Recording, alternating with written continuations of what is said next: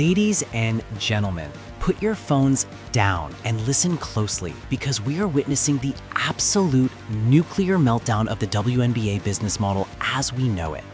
You thought the drama was limited to hip checks, hard fouls, and rookie hazing on the court? You are dead wrong.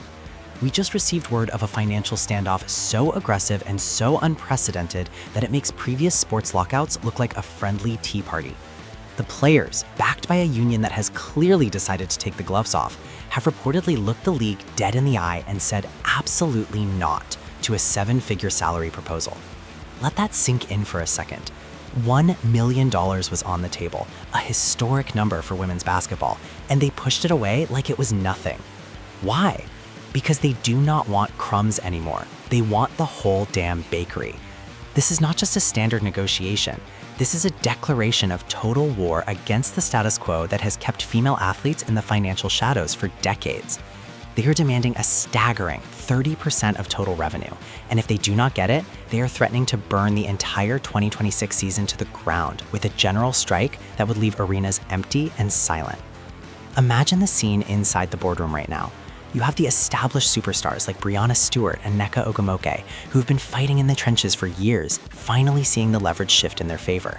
They know the numbers, they see the sold-out arenas, they see the merchandise flying off the shelves thanks to the explosion of interest brought in by the new guard.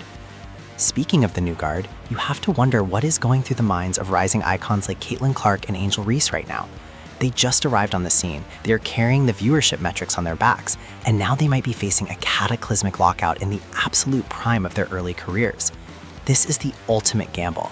The league thought they could dangle a shiny $1 million carrot and make everyone happy, but the players clearly see the valuation of women's sports skyrocketing, and they refuse to be bought out cheap. This is about power, it is about equity, and let's be honest, it is about respect. For years, the narrative was that the league loses money, that the players should be grateful for whatever they get. But now the cameras are rolling, the sponsors are knocking, and the athletes are realizing they are the product. They are the ones putting their bodies on the line night in and night out. If the WNBA hierarchy thinks they can play hardball, they are severely underestimating the resolve of this union. A strike in 2026 would not just be a pause, it would be a disaster for the momentum the league has painstakingly built. Imagine a summer with absolutely no WNBA basketball, just as the sport is peaking globally. It is a nightmare scenario for Commissioner Cathy Engelbert. She has to be sweating bullets right now, because the players have drawn a line in the sand that is 10 feet deep.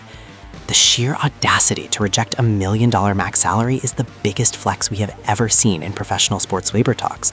It screams that they know exactly what they're worth, and they know the league is hiding the real earning potential. This is going to get ugly, folks. We're talking about potential mudslinging in the press, leaked financial documents, and a divide between the owners and the talent that might never fully heal. Are the players being greedy, or are they finally acting like the CEOs of their own brands? Are we about to lose an entire season because the billionaires don't want to share the pie? This is the storyline that will define the next decade of women's basketball, not who wins the MVP or the championship. The real game is happening in the conference rooms, and right now, the players are pressing full court. I want to hear from you right now in the comments. Is rejecting $1 million a genius power move that secures the future, or did the players just fumble the biggest bag they have ever been offered?